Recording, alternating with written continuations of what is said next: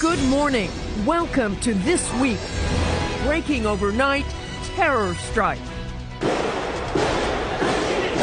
Dozens killed at a shopping mall in Kenya. Americans are caught in the crossfire. An Al-Qaeda affiliate claims responsibility. We have all the breaking details.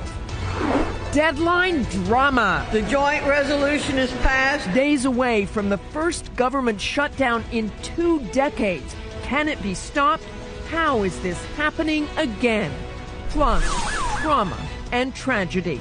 He aimed his gun at us and he fired at least 2 or 3 shots. Another mass shooting. Another search for answers. How were so many warning signs missed? We're live at the Washington Navy Yard. All that plus the Powerhouse Roundtable right here this Sunday morning. A special edition of This Week with Martha Raddatz at the Navy Yard and Jonathan Karl in Washington starts right now. Hello again. George is off today. Great to have you with us. We're at the Washington Navy Yard, where in just a few hours, President Obama is set to honor the victims of the mass shooting here. We'll take on that issue of the tragedy later in this hour. But first, a drama still unfolding overseas. Breaking news. The Kenyan government says at least 59 people confirmed dead after al-Qaeda-linked terrorists stormed an upscale mall in the capital, Nairobi. Dozens of Americans were among those sent running for their lives. Several were injured, and there are still hostages inside. ABC's Kirit Radia is in Nairobi with the very latest. Kirit? Martha, now more than 24 hours after this siege began, it is still a very tense situation. We're told that there are still up to 30 people being held hostage by up to 15 gunmen inside the West Gate. We're also told that authorities were able to rescue about 1,000 people yesterday. But again, dozens of people killed in this attack, up to 200 others injured. Among those injured, American citizens. And just a short while ago, gunshots were heard outside the West Gate. Some police officers were seen coming out injured. Martha, the Kenyans say they have this under control, but this still remains very much a hostage situation, and it is far from over. Let's now go to Tyler Hicks, a veteran New York Times war photographer based in Nairobi, who was able to get inside the mall moments after the first shots were fired, taking some incredible photos in the process. He joins us now on the phone.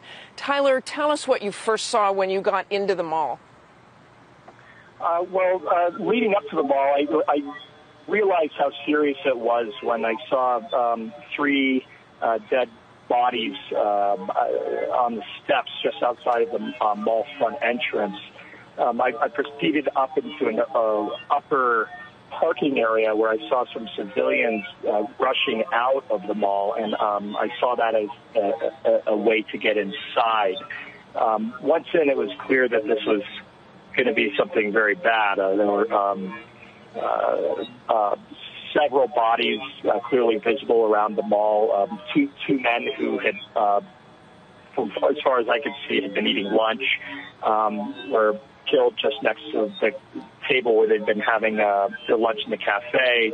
Another man in front of an ATM machine, someone in front of the entrance to the supermarket. So it's really no specific area. There just seemed to be bodies really strewn all over the place.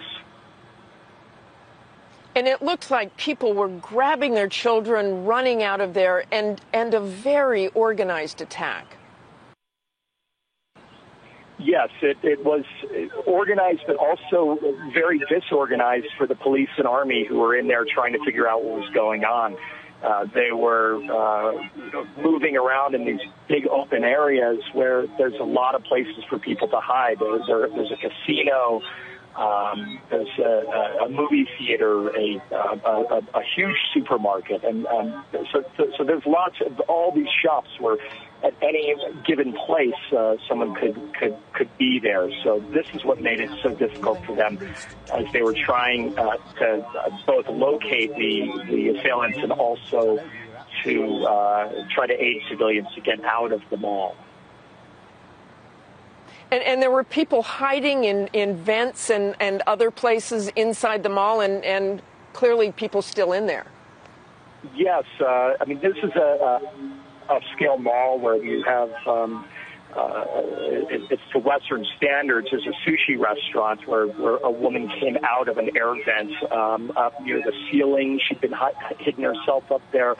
A lot of it wasn't very apparent at first because people were locked inside their shops and hiding. So occasionally you just see somebody waving through the glass, and the police would go over and or the army, and they'd open the door and get them out as fast as they could. Thanks so much for joining us, Tyler.